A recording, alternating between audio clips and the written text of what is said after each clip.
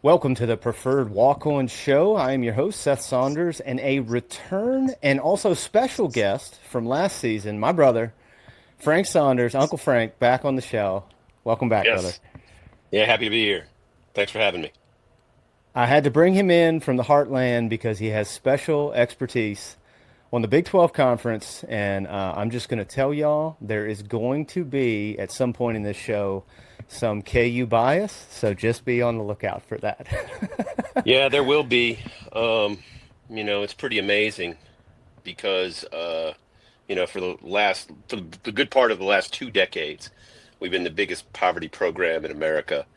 Um, and so it's nice to be able to pipe up a little bit, throw my chest out a little bit. Um, and most of that's undeservedly so, coming off 5-7, but feels good after yesterday. Yeah, so we are taping the day after the Week 0 games. So the Big 12 Conference has already opened their play with two ball games yesterday. Fresno State visited the renovated and quite beautiful Booth Stadium on KU's campus, and Farmogeddon occurred over in Dublin at Aviva Stadium, the Aviva. In the Aer Lingus Football Classic, which was also a fantastic game. Some post-game things to talk about from that game that were Oh quite yeah. interesting. Oh yeah. But I want to start with you with look, man, I've been waiting to talk about this for a long time. I think for me, it may be one of, if not the most interesting storylines of the entire college football offseason, and that is the Texas Tech Red Raiders. And that is centered around the Matador Club and all of the money that they have thrown into building a roster that they feel very confident can compete for a Big 12 title. And in a lot of ways, man, they have been very open about this. It is Big 12 title or bust for them. I think it's And God, every that's a way lot of they've been pressure, open man. about it. Yeah, I think yeah. in I every mean, way they've it's been open about it. yeah. So I just there's a lot of weight around a program that is not used to carrying weight, and I'm real interested to see what's going to happen there. Look, they've already had a big loss. Okay, they have big ad in the transfer portal, Quentin Joyner from USC, who they thought was going to handle a bulk of the carries for them, be a big weapon on that offense. He's out. All right, so they're already dealing with that. They still had a ton of names that came in. I think you see varying reports, but I've been seeing anywhere from 32 to 34 million that they spent on that roster. So look, man, they're primed and ready to go. The one place, interestingly enough, where they didn't spend any money was at quarterback. Yeah. They feel set there, but I just think given all those factors, and look, here's the wild thing. Okay, we should be talking about Arizona State. All right. They Yep. have probably, if not the most exciting player in the conference coming back in Sam Levitt. They make a great run last year. They've got a number of weapons coming back, even though, and we'll address this, they lost a really, really big one.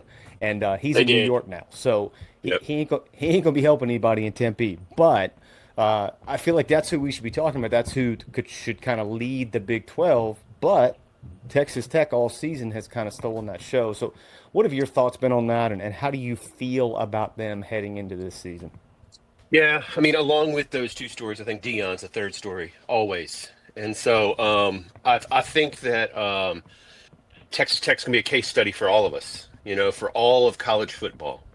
Hmm. And I'm a super huge, think it's long overdue that the players should be getting their fair market value and getting paid for the services that they provide and the revenue that they generate. Um, but this is new territory. So I think college basketball been through a little bit. In some places it works, in some places it doesn't work. And at my Yeah, place, it didn't work so great. Okay. yeah. And so we're going to see. I am not opposed to their strategy, um, but I think we're going to learn as we go. We're building the plane as we're flying. So I think that they certainly could be a college football playoff contender. I think sitting here at the precipice of day week one, that they are a contender. But we just got to see how it plays out. But I do believe, given what I know, and given what I've seen so far, which is very little, um, that at the end of December, beginning of January, well, actually, beginning of December, Iowa State and Arizona State played in the Big 12 championship. They both got their starting quarterbacks back. So you have to convince me otherwise that it won't be Arizona State, Iowa State, Part 2, 2.0, when the season ends. And Rocco didn't give me any reason to Yeah, disbelieve that and given what yesterday. we 100%. I was going to say the Yeah. same thing. I tweeted out during the game, man, that Rocco Beck has got a lot of it to him. And I get further and further convinced about that. I mean, he had so many fourth quarter drives last year that he brings them back and puts them in the victory column. And then, man, yesterday he just looked like nails all day. You know, that fourth and short where Matt Campbell nuts up and goes for it, which was awesome. Yes. Puts everything on the quarterback. And I mean, he looked cool as a cucumber. And even before that, I thought when they went four tight, and then have him go out and he throws a great ball, tight end makes a great Yes. catch. I mean, I just thought he looked outstanding. They're in Well, an I didn't think it, interesting. I know I didn't think in the first half. I didn't think in the first half he looked outstanding, and I don't think anybody looked first in the first half looked outstanding. A lot of that probably had to do with being in Ireland, and it being in yeah, August. yeah, Um, but they both put on a show in the second half, Avery Johnson and Rocco, and yep, I thought that the one of the greatest plays um, that I think that you can say for a coach. Okay, Matt Campbell hasn't gotten much pub the last couple of years, and that's wrong. All right, because he's all he does it is is win. wrong.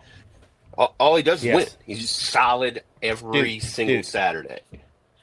And I'm pretty but sure they've been playing football in Ames for 120 plus years. yeah, Last year, first time in program history, they won 10 games. Like yeah, they at yep, some point, I was thinking about this last night, and I actually thought about you. I never thought there would be a coach in Ames that would ever be any more popular than Fred Hoiberg. right. And dude, Matt Campbell making Fred Hoiberg look like something of the Yeah, past. Like, he should be him. Some days he is, and some days he isn't, but he should be him. And yeah, the reason is that fourth down play is that he believes in his guys, and he goes out there and wins that game with offense, which is incredible. yep, You know, and so um, I, I think they're going to beat us, and I think that them beating us is going to propel them into the championship game.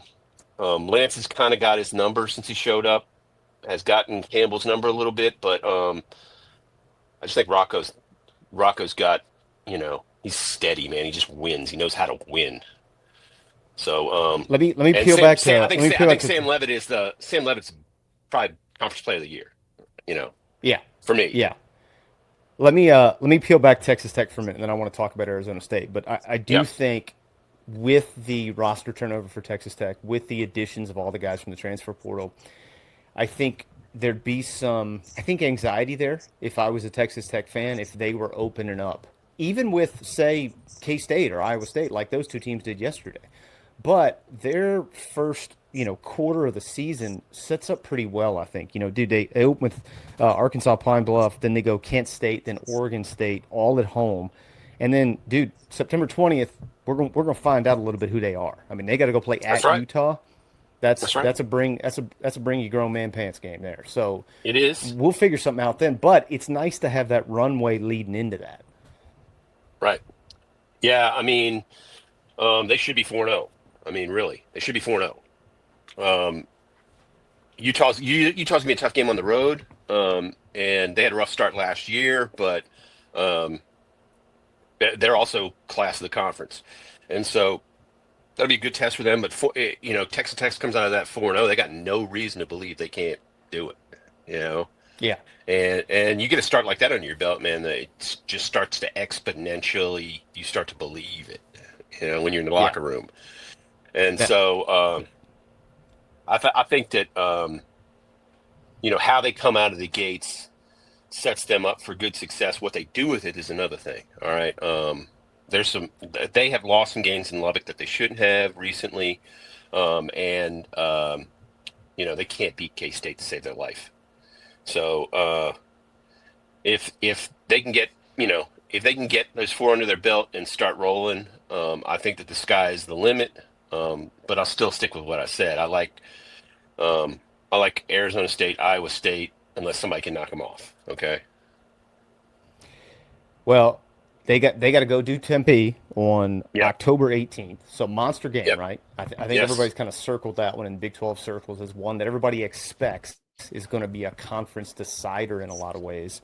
Yep. Let's talk about this Arizona State team, man, because I don't know that there's a player in the country that I like more than Sam Levitt, and not just because of what he does numbers wise, but he's the type kid that you can just tell guys will play for him. Like I loved that before the Texas game last year, everybody was kind of asking him, and it was kind of a bait question, and he knew it was a bait question, and he just stood on business and said it, and just went, "Yeah, I think I'm the best quarterback in this football game." It felt very like Joe Namath to me, like, "Yeah, you can print that. I'm saying it, you can print it," and then he went out and backed it up, man. Like Right. Right. they should have won that football game. Like there's no reason Yes. Texas should have won that football game. And so I just think starting with him at the most important position on the field, it really puts Arizona State in a great place. And then you combine that with, is there a better head coaching story in football than Kenny Dillingham? Like you're talking about a kid that grew up going to games at Arizona State. It's his dream job, and dude, he's doing it. Like they have the best season that they've had in decades, and the Valley's on fire, man. Yeah.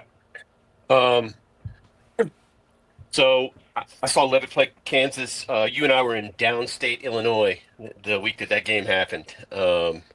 And Levitt came out, threw a touchdown right first drive, and it was a laser on a rope. And they got the ball back with less than 2 minutes down, um, and he just orchestrated a beautiful game-winning drive, um, and he did it all year.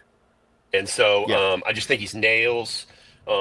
He's got a good ball. He's nails. Of course, the coaching story is magnificent. They were picked to finish last in the preseason coaches poll last year in the Big 12 and went out and won the thing outright. And so I don't think they'll get picked last this year. And nobody's going to no, I not don't. see him No, I don't think coming. so. Yeah, nobody's not going to see him coming. So I think that, that's going to be tougher for them. Um, but man, Levitt's got so much good experience, and he just nails. So I like him a lot. Here's my thing with him, and this is one of these things where it's kind of it'll sound obvious, but I still don't know that it's getting talked about enough in their narrative. Like, dude, Cam Scatterboo ain't there no more. Yeah.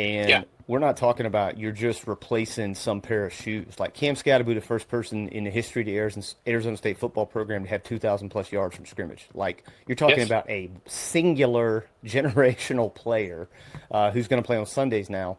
And so not only are you replacing that dynamic, but you also have to replace that production. And so it's not going to be one guy, obviously, but dude, they're going to figure that out. And I know they're going to put more on Sam Levitt's shoulders, but that's a question mark for me. Is who is going to be the guy that they turn to when they need something? Because he was Yeah, that that's in it. every way, That's shape, and it. form. And so, yeah. There were multiple games last year All right. where they were Here's down an and Scattaboo, makes the big third down play that continues the drive Yep. that makes Levitt look good. He's just working class man going out there putting his head down and getting the yards. And I don't know who they have to replace that. I don't think you can replace that. No, it's going to have to be multiple guys, man. Just by necessity. Like Yeah. he's too singular to just plug and play. Yep. Well, let's stay in the state of Texas. I mean, let's move back to the state of Texas. I want to talk to you about Dave Aranda's club, Yep. who, look, I would say a lot of people were kind of skeptical about how things had gone under Dave Aranda's tenure, and then they end the year on a heater, man, and they got a lot of momentum coming back into this season. And so we're going to see Sawyer Robinson obviously had a great second half of the year last year. They're going to lean on him a ton, and it's Dave Aranda. So you got to figure the defense is going to show up too. It's going to make them a really tough out, I think, all year. This is going to be a theme as we talk about this, but the Big 12 in so many ways, and really a lot of the conferences, and I think NIL and the portal has a lot to do with it. Man, the conferences just seem deep. Like every team's got some guys and got some weapons where you're like, they could really be a fly in the ointment. And I think Baylor fits that description perfectly. Yeah, like I said, I think there's about three groups, three different groups in the Big 12, and I have some bias there, but I think that, and Baylor's in the top tier. Like, Yeah. Sawyer was the best quarterback I saw all year. Having said all that we said about Sam Levitt and him being the conference player of the year, last game of the season, he stomped Kansas. I mean, you know, pylon to pylon, he stamped them. Okay, and he should be who they lean on all year. I don't know that they will, but I think Aranda's Yeah. smart coach and got himself off the hot seat, won six in a row. They're the hottest team in America going to the end of the season. So Yep. I think big things for them. They could certainly make a surge, win the conference. Baylor's going to be good. Dude, they're gonna be very good. Ton of Very good. returning production on Yeah. offense, a lot of returning production on that Dave Aranda defense. I just think they're gonna be in a good spot, man. And I'm looking at their schedule. They got to prove it game week one. I mean, we'll see how Yep. Auburn is, but dude, that's a big time game, Yeah. and they get them on their home field, so that's a hot start. And then, dude, the next week they turn around, they got to go to Dallas and play SMU, who's in the damn Right. playoffs last year, and Right. Kevin Jennings may be one of the most electric players in the country. So like, Right. it's it's put up or shut up early for the Baylor Bears. Yeah, and there's a ton of well, there's a relatively large number of Baylor alumni in Dallas. It'll be a big good turnout. But Dallas is SMU country. It means more to them. That game means more to them, to SMU. So they'll have two really big tests right out of the gate, and it never gets easier for them. Yep, yep. They're tough though. They're tough. They're going to be Yeah, good. so really, really tough. Another one who I think is interesting and I think is also got to be in the top tier, just given history with how good their head coach is, and dude, and that's Utah. And I thought they made one of the more low key but excellent moves in the portal by bringing New Mexico's quarterback Devin Dampier over, and I think he will be a thorn in a lot of people's side in the Big 12 conference. And the thing is with Utah, man, look, they've kind of been riding this Cam Rising train now for multiple years, and he Yes, kept a getting injured, decade. and that defense, yes, that defense doesn't sleep. Like Kyle Whittingham defense is going to be just fine, all right. So they're going to Yes, be in it, and that travels. But if they can get the offense right and get some production out of that, man, I just think it makes them a really, really difficult out. And like, that's why I think for Texas Tech, that's a spicy game that fourth week of the year for them to have to go into Utah, play that ball club, and I mean, again, it's so tough to prognosticate because what we used to say was, well, so and so is returning, and you kind of know what the picture is going to look like. Well, yeah, the portal's changed all that, so we don't yep, necessarily know what guys are going to look like. Is what Dampier did in New Mexico going to transfer completely? His coach comes with him, so like that's helpful because there should it be is. no uptake on the offensive scheme and everything. So like, yeah, they're just an interesting squad to me because of that. He is not Cam Rising. I mean, totally different guy, totally different player. Um, Yeah, but Utah had become yeah, kind man. of a constant in the Pac-12 in the championship game, and they fully expect to be that in Yep. this conference. And let me tell you something. This is new to me. I didn't know anything about Utah football other than watching Showtime on Pac-12. But man, they have a headstrong fan base, and they fully expect to win every Saturday. Yes. So they are a Yeah. wild card for me. I don't know what Dampier's going to do, and I think that's it for me. They will not be a non-bowl team. Um, the coaching staff is just too good. Okay, they will not be a non-bowl team. But I don't know. Dampier could make them. New Year's Six. He's got the potential. Yeah. Well, with their defense, and if they can again, if they can add some explosiveness on offense, I just think it makes them a very interesting case. I'm gonna throw another one at you that I think is an interesting case in the conference, and that's Sonny Dykes' TCU squad. because they're bringing back Josh Hoover, who had a phenomenal year last year, threw for almost 4,000 yards. I mean, dude, Sonny Dykes, first off, that guy can coach. Like, it don't matter where he goes, that guy can coach. And It's not just that. He's an it's, innovator. He's got an innovative yeah, mind. yeah, Um, yeah, he's inherited an innovative mind. Um, uh, next to um, next to um, the Baylor game, next to Sawyer, Hoover was the best quarterback I saw in person. All right, and so I think he's very, very underrated. And another year with Sonny, I think that he's going to be very good. They're a wild card for me. I don't know what to expect from them. Okay, they finished, middle of the pack, bottom of the pack in the conference last year. I would expect that they will not repeat that this year. I have them somewhere in the 10 to 12 range, but with an arrow. Like they could be better than that. All right, I'm gonna name three teams for you. Two of them played yesterday, so this is kind of a little bit of a cheat, but I want you to pick one, okay? Yeah. I'm gonna give you K State, I'm gonna give you Iowa State, and I'm gonna give you BYU. Pick one, tell me why. Iowa State because of Rocco and Matt Campbell. Um, and until I'm Yeah, proved otherwise. But here's the thing about K State. I'm going to talk a little bit about this. Klieman will not screw up. Okay, they're not going to hurt themselves. Okay, they yeah, just got beat yesterday, and you play that game. They Kansas State gave up home field advantage for that game. You put that in Manhattan, it's a different turnout. Although, sure. besides Avery Johnson's dad and his brother, they represented themselves very well in Dublin. All right, like Good Kansas point. State, Good yeah, point. yeah, K State will do very little to hurt themselves, but they're also K State, so they'll find a way to screw it up at the end. So I think they have all the potential in the world to play for the Big 12 championship. They got a bunch back. They got, you know, they made the transition from Colin Klein at offensive coordinator. That went seamlessly. Avery's done pretty well. He threw some dimes yesterday, and his forte is with his legs. So Yeah, they got every reason to be confident. They're all, it's all Chicken Little in Aggieville today, but they got every reason to be confident come the end of the season. But I think yesterday was a big, big win for Matt Campbell. I don't know about BYU.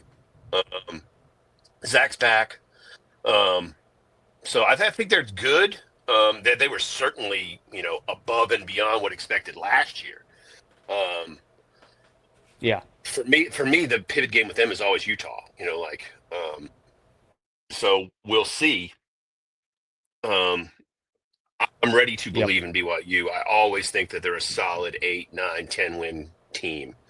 Um, but I think out of the three, I stratify it like that. Like KSU solid, they'll figure a way to screw it up, and I've got Iowa State with the advantage, and then BYU coming in right there behind that group. Dude, this is my one of my early season stories that I love is Bear Brockmeyer transfers into BYU from Stanford, and then Yeah, obviously all the stuff with Retzlaff happened, and he's at Tulane now, and that's a whole nother story. But either way, yeah, Bear Brockmeyer's gonna be the starting quarterback there, homie. He's gonna wear 47, like he's yes, worn 47 his whole career, which is fantastic. outstanding. Like Yes, like it fantastic. just feels like they're gonna have an H back at quarterback. And so I read an interview Yes, with him. He got asked about it. I'm like, dude, why do you wear 47? He's like, well, I played linebacker and running back like my whole life. Like I didn't transition to quarterback till later in life. And he's like, I just feel like it's a number that hits people. yeah. I I can mean, get behind that. it's going to feel like some guy from the 1930s back there. Yeah. But that's a good thing, I Yes. think. Yes. It'll be interesting. All right. I have severely buried the lead given that you are my guest today, but let's talk about Rock Chalk Jayhawk, uh, a player who, in today's day and age, I think is special for a lot of reasons. But Jalen Daniels has stayed and been loyal through and through to KU. And in and of itself, I love that. I love that for the university. I love it for college football. And I tell you this, man, when he is healthy, he is one of the most special players in all of college football. And I think he gave everybody a little glimpse of that yesterday. He looked healthy and he looked really, really confident. And I know they lost a lot, but a healthy Jalen Daniels makes KU a different animal in conference play, I think. Yeah, I'm glad you said it. Um, I think a lot. I think a lot of the guy. Um, Yeah. uh, 13 and 15 yesterday. I think that's right. 13 and 15 yesterday was ridiculously efficient. Um, but see, the Hmm. thing that separates Jalen, which he didn't have last year, it may be cheap to blame the 1 year offensive coordinator Jeff Grimes, who's now at Wisconsin, um, but makes fantastic decisions when he's given the time. All right, he threw a Hmm. lot of bad balls last year Yep. that got picked early on, um, but that was just so uncharacteristic of him. Okay. Under Kotelnicki, he wasn't that way at all. We led the nation in third down, yardage, third down percentage. And so it was a drop off, especially first half of the season. He's coming back off of season-ending injury, but it was more than that, man. He was just shaken, wasn't the confident player that he was. Just some crazy things that gave away touchdown after touchdown in the last minute of the first half, every game, first 5 games. Um, Yeah. it was rough. There's no doubt about that. And they did. They did. They lost. Nearly 100% of the defense, including the defensive coordinator. They replaced both offensive and defensive coordinators. One in-house, well, both in-house. This Yesterday was the first game as a college head coach for Lance Leipold, not having Bolin as his defensive coordinator, and that's a long time. All right, that's many years. Yeah. So, Yeah. a lot of changes, but you know, uh, the head guy is still in charge, and Yeah. the quarterback, the phenom quarterback, is back, and so a lot of confidence on our part. A lot of people would dismiss it and say, "Well, they just played Fresno State yesterday." Let me tell you something. There was a many a years where Fresno State would have been favored in that game and covered. Hmm. Okay, and so Yeah. yesterday, them walking them. I mean, they didn't give up a touchdown after the first drive. Um, Jalen had no turnovers. They had a two-headed monster in the backfield. Got Alabama transfer um, at wide receiver. Um, Man, what they picked up looks good. Kid. Lyric Rawls Kid had from one Ball. of the greatest. Yeah, go ahead. Go ahead, dude. Yeah. Kid from Ball State. He's good. Kid that got in Yeah, had a great game yesterday. yeah. And Lyric Rawls in the secondary had one of the greatest interceptions I ever seen in my life. His tip ball off the receiver. He juggled it to himself and did a flip off of the down receiver. Came up with the ball. I mean, it was beautiful. Yeah. And so, you got the whole back end is basically new. And they Yeah. look good, man. They look good. They had a good takeaway, and gave up no points in the second, no points after the first drive. So, every reason to be excited if Jalen stays healthy, if they mesh at the front seven and they mesh in the O line. You still got Bryce Foster at center, Calvin Clements, the local kid, playing guard, or excuse me, tackle. Um, Man, they ought to be good. Feel really good about it. The over under is 8.5 for them, and I like the over. I think it's exciting. Yeah. Schedule. Pivot game is 2 weeks from today at Columbia. They play, the border war at Missouri. It'll mean a lot to everybody. It'll certainly mean a lot to Missouri. Um, they'll get up for the game. The place will be packed. It'll be all, gold and black. Um, and they will be screaming FKU from the opening bell. All right, and so if we win that game, go on the road and win that game, man, that's a lot of momentum. That makes you believe a lot of things about yourself. And then it's been Yep. 2007 since we beat K State. Um, They come to Lawrence to the new booth. We beat them in Lawrence. Shed 26 years of losses, or shed 18 years worth of losses. Like, man, that's a lot. And so you can build off of that. And so I think healthy Jalen, the new offensive and defensive coordinator. I think this team can do something, man. I believe. Yeah, I think the schedule sets up well for them. I mean, Yeah. if they can get through Mizzou, which again, from a conference perspective, doesn't matter, right? Like even if Yep. they drop that game, although I think that's an interesting spot, right? Mizzou's most likely going to have Bo Pribula starting the Penn State quarterback. Had a big time transfer, Damon Wilson from Georgia, who's an absolutely electric talent on the Yep. defensive side of the ball. You obviously got to play in Cola, which is a whole. I mean, Columbia, which is a whole thing. Yep. And so that's a tough ball game. But to your point, if you do go on the road and win that game, and then you funnel into that conference season, man, they're going to be flying high. And I just think they're in a nice spot. Plus, I just think Lance Leipold doing a great job there, and he's a winner. And so Yeah. I think also too, the kids see that there's been a $350 million donation to the program, and so that's a big deal, right? Because you go, hey man, we're at a school that forever and ever amen's been a basketball school, but we're trying to be excellent at football now. And so I just think message wise, it's a game changer for that program. You brought up Coach Grimes, and I Three can't hundred let million that is a mention game. go by All right. Yeah. without he has one of James's and I's favorite offseason quotes. He got interviewed about what the offense is going to be like at Wisconsin. And he said, "Yes, we're going to run the RVO, the reliably Yes. violent offense." And I told James, "I go, put it on shirts right now. Like, Well, put it he on said that shirts with." he said that last year. Unfortunately, it was not that reliable, and it was largely non-violent. But it's a good tagline. And Jeff Grimes I did love not it. do a bad Jeff Grimes did not do a bad job especially the second half of last season. Okay, their offense was pretty much numbers wise what it had been. But I mean, just some knothead, knucklehead decision making calls at the end of halves that you know cost them six football games. Man, it's brutal.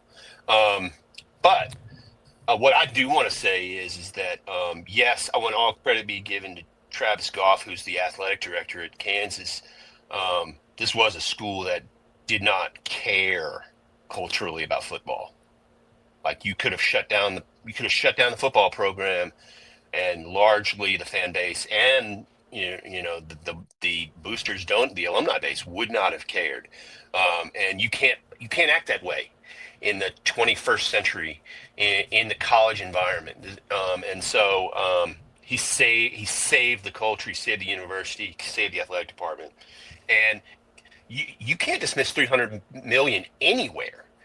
That's a big boy donation anywhere. Anywhere. And Yeah. and so Yeah. 75 million of that is going to finish the stadium, 225 million going to NIL.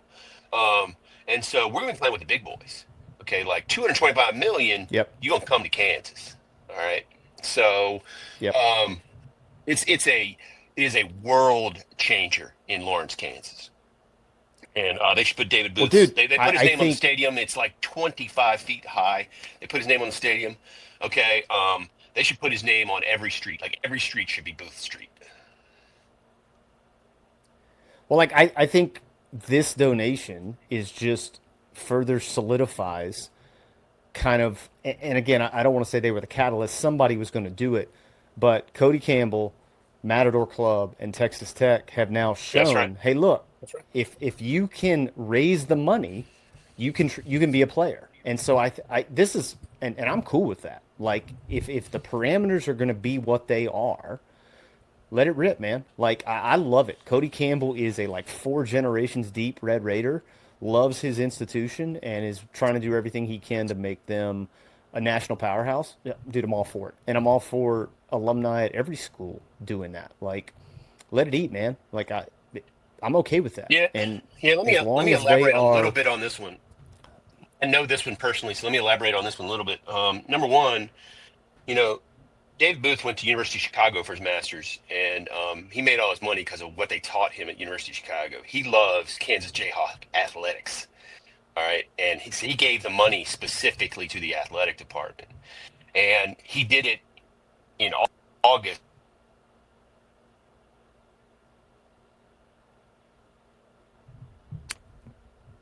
Not a basketball season. So that's a big thing for him to identify. Um, that he's making this commitment to the football team. Yeah. Yeah. I think that's the big piece of it is like, again, it's a school steeped in basketball tradition, but to make that pledge and to make that inlay into, we want to do this on both sides. We want to be relevant and we want to be one of the powerhouses in the Big 12 in football, man. I think it's outstanding. And I love that for each institution that's able to do things like that is get your motivated donor base and let it eat. Like, I think it's great. I think it's great for these institutions who traditionally have not been in the position to do things like that. So, yeah, man, I love it. All right, I want to talk to you about a different one. I want to talk to you about Colorado. I think obviously because Dion's there, they're going to be interesting, and they're going to be somebody that is always at top of mind when it comes to narrative and those type things. But I think he's done a pretty good job with the roster too. Like, I think they've gone in the portal and used the portal well, and I think if he can continue to kind of stack transfer classes and continue to recruit, man, Colorado's an interesting ball club. Like, they've got playmakers at quarterback. They can do some things there. Obviously, going to be a huge transition. You lose Shadur, you lose Travis Hunter, who was, I mean, you talk about singular. He was capital S singular. But you, I don't know, man. They shape up for an interesting year, and they got a big one that opens up the season playing Georgia Tech. So that's a fun game to watch, man. That whole first week one slate is unbelievable. But yeah, man, I think Colorado, they've got a pretty interesting schedule too, where they can make some moves, man, if they get hot. I just think they're an interesting program. Yeah, definitely, no doubt about it. Sorry about the technical difficulties for the me there. Sorry about that. I definitely agree. That's all right. No, yeah. Um, for for me, um, the middle of the pack really centers around Colorado, Utah, um, TCU, Oklahoma State. Okay. Um, I, everybody wants to set everybody ready to jump on the corpse of Deion Sanders. Um, but he's won every season. So, I mean, I'm not ready to do that myself. Um, and like we said about Sonny Dykes, I'm ready to move them up at any point. I don't know enough about how things are going to play out for Gundy, but it's hard to ever discount him, you know. And so that's where I put the kind of the middle pack of the conference with those guys. I don't want to discount the new blood at WVU um, and Scott Frost going back to Central Florida. Just think they're a Yep. year off. Yeah. Yeah.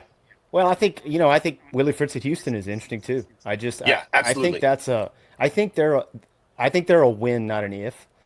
I just don't know if this year is the win, but I think that ecosystem, that coaching hire, give him some time to get his talent. He's shown I'm going to build a winner, and I think Houston's a good spot for him. So, yeah, man, I think they're interesting, but I'm with you. I don't know timing wise if it's this is the year for Houston. That's kind of where I'm Yeah, at with them. Willie's a Kansas guy, and so um, it's hard for me to ever, not believe in him because he's proven everybody wrong. He's coached most of his career regionally around, the middle of the country. He had a great run in New Orleans. Um, and I think he's going to have Houston on the top. I just don't know if he has the Joes yet. Um, but Yeah, yep, Willie's going to be on top. He just has everywhere he's been. yeah, So Houston's yeah. made a good hire. Um, I'm just not sure he's got any of the Joes yet. But a lot of people have discounted him before when saying that was the case, um, that he's proven them wrong. So they should not discount Willie Fritz. All right, let's do conference championship picks. So we talked about this a little bit, but give me your conference title picks and Big 12 champion. And also, let's do this. We haven't done this yet. James and I haven't done this, but give me your projected CFP contenders or CFP entrants from the Big 12. Yeah, good. Well, like I said to lead off, if I'm betting blind today, money line on championship, I'm going right back to what it was last year. Okay.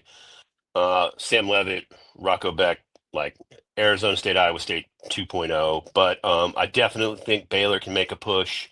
Texas Tech has bought their, pushed all their chips into the middle of the table. Um, and so the only other wild card is us for me. And so I think whoever wins the KU State game, they can make a push. So those are the five teams that I would say are up at the top: Arizona State, Iowa State, Baylor, Texas Tech, and one of the two Kansas teams. And that doesn't include I like Utah. those. I like all those. That doesn't include Utah. It doesn't include BYU, which is scary. But that's the way I'm going to play it. And who you got winning the conference? I still think it's Levitt's year. I still think that it's Arizona State again. And I think that they're back in the playoffs. And I think that there's only a couple of ways that there's another entry into the playoffs from the Big 12. Um, if KU makes a run and Jalen Daniels comes up just short in the championship game, I think that um, everybody will want them to be in. You know, like if they're that good, Jalen could be a Heisman candidate. Everybody will want to see him because they're electric, so they could put us in. The other thing is if Dion surprises everybody, shocks the world, like they're not gonna keep him out, you know. So Yeah, yeah, that yeah. that's the only that's those are the two ways that I see somebody else being in the playoffs besides the conference champion. And likely I see it as a one bid league.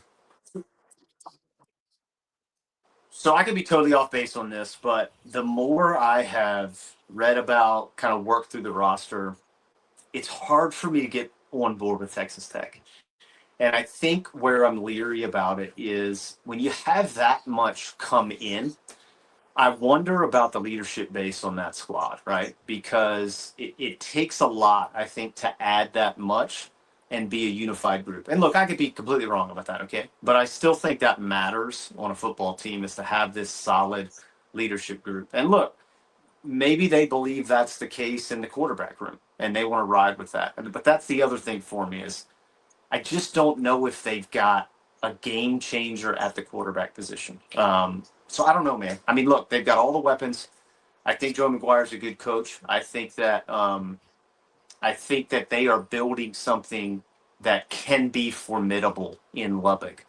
I just don't know about this squad. I just think they are a couple things, a couple injuries away from being in a real spot, man. And so I'm just tepid on them, even given all the juice in the offseason. And again, like I said earlier, that is a lot of weight for that roster to carry. That, hey, man, if we don't make it to the Big 12 title game and win the Big 12 title, this whole thing has been a catastrophe. And like, dude, that's a lot. Like, you can't really quantify that, but that's real. All right. That's something that's there within that program. Um, I think Arizona State still has a ton of great culture. And I just still think in the game of football that matters. I think between Kenny Dillingham, Sam Levin, and what they have returning from a roster perspective, even without Cam, I think they're going to be right there when it comes down to it. So they're one of them for me. I to be frank, I have no idea who the second entrant is going to be. It's what I love about this conference. It is going to be absolute fireworks, I think, all year long because I just think there's so many fun, potentially very good teams. But I kind of talked myself into it, and this is head coach based and quarterback based, but I think TCU is going to be a really good football team this year. And dude, Sonny Dykes wins. Like, it's what he does. And so that's the one I'm pulling. I mean, that's not as crazy a pull as my Big Ten pull was. I Yeah, pulled Nebraska in the Big Ten. yeah, yeah. I heard that, and I think that is it's a crazy pick, but there's substance there, and Yeah. um, as far as the Texas Tech thing goes, like also, you know, they got Mahomes that's very active as an alumni there, and Yeah. so Yep. there's Yep. not just like the millions, you know, there's swagger there too, and so Yeah. um, it's going to be interesting. Like I said, it's going to be a case study for all of us to see. Um, they could make some real noise, man, and they could Yeah. reset the precedent for how we approach this game. Um, what most people on the East Coast don't realize is, you know, in North Carolina, you got Carolina and Duke, and NC State's kind of the other school. But as far as Carolina goes, as far as the state of North Carolina goes, and as far as the alumni base and the support, like NC State's real deal. Okay, like in every sport, they're the real deal. And that's the case with Texas Tech too. They kind of get like third fiddle Yeah. to Longhorns and A&M, but there's a lot of alumni, a lot of active, supportive alumni in Texas for Texas Tech. And Yeah. so look's a tough place to play, man. I mean, it's tough inherently because you got to drive off the end of the earth to get there. Um, but once you get Correct. there, it's not friendly. Um, not Yeah. friendly for the not friendly for the opponent. Um, they're friendly Yeah. people, but it's not friendly for the opponent. And so they could definitely make some noise, man, like big time noise if they put it all together.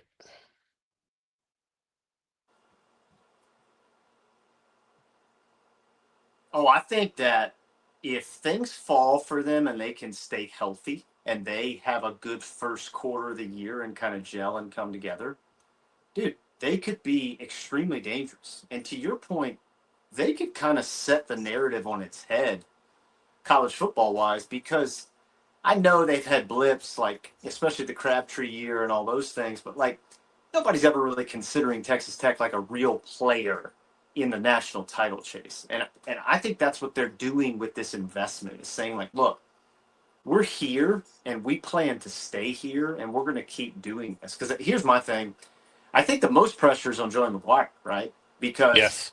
when you get essentially a blank check and a roster that is the best transfer roster in the country, if you don't produce, they're going to go get somebody else because that's the next thing you go get in the transfer portal, right? You go get a guy who you think is valid for that roster. Um, and This is the this is the other this thing about Lubbock, which is interesting, is that that town is growing. Yep. Yep. Yeah, this is the natural evolution of things. All right, like if you've got Yeah, hundreds of million, if you got 35 million invested in the roster, like you have to produce today. Um, and that's going to be the way that it is for every coach in college football. And so, I mean, I think we're going to see firsthand like what the future looks like. I would have never guessed that the future of football would be located in Lubbock, Texas, but that's what's happening, and yeah, I'm very, very excited to see what happens. Um, I I don't doubt the limit of what things could happen. Okay, like they could run the yeah, table. They literally could run the table. yeah, Um, and like there's been a history. Yes, the Cliff Kingsbury, Michael Crabtree, those years were good. But I mean, early '90s, Byron Hanspart was a national level runner there. They've had good, solid football there, pretty much for the most part steady. They just have lived yeah, in the shadow of Texas and Texas A&M, and they're not going to do that anymore, or at least money yeah, won't be the yeah. reason. I think this. Yeah, I think that's the thing. I think they're just saying, hey, look, we will not be prevented from being relevant just because we don't have resources that everybody else in this state has, because we have plenty of resources, and so we're not going to get left behind on that. Um, I got to give you my pick. So I still am going to go with Arizona State. It's such a soft pick because I feel like that's what everybody's picking, but there's so much unknown in the conference, and I feel like in a lot of ways they have a lot of knowns. Which, Yeah. to your points, dude, Iowa State's a tough one to pick against because they also have a lot of knowns. Yes. Rocco Beck's an outstanding player. Matt Campbell's an outstanding coach. I think they have an awesome home atmosphere. So like they're interesting too, and I just feel like they get forgotten a lot about because to your point, Matt Campbell doesn't get a ton of credit. You know, Ames and Iowa State aren't the sexiest thing to talk about, but like, dude, they're in it, and I 10 think they wins. showed yesterday that they are in it. Yep, 10 So yeah, wins. Like, nobody talked I about him last love year. how 10 this wins. conference shapes up. 10 wins, yeah, ten Yep. wins, yeah. I just think this conference shapes up to be a whole lot of fun, man, in what I think is going to be probably one of the more wide open college football seasons in recent memory. Um, I just think there's going to be a ton of parity this year, and I can't stinking wait. Um, yeah, well, that's all I Yeah, got, I don't homie. That's I it, don't man. think that That's the I don't think that they have anybody that stands out head and shoulders above anybody else. But except for the, one or two stragglers behind, um, it is a tough conference head to toe. It's very, very deep conference. And so I'm looking forward yeah, to it. I'm looking forward to it more than I've looked forward to it in a long time. I think it's going to be fun week in and week out for everybody to see, and I hope that we get to see it. yeah, yeah. Well, look, brother, it's always a joy to have you on. Thank you for coming back and doing this again. Nobody that is more passionate about his alma mater than my boy, and nobody that is more of a proponent and an advocate for the Big 12 Conference in all sports than Frank Lewis Saunders III. So always good Yeah, to have you, brother. Rock Chalk Jayhawk.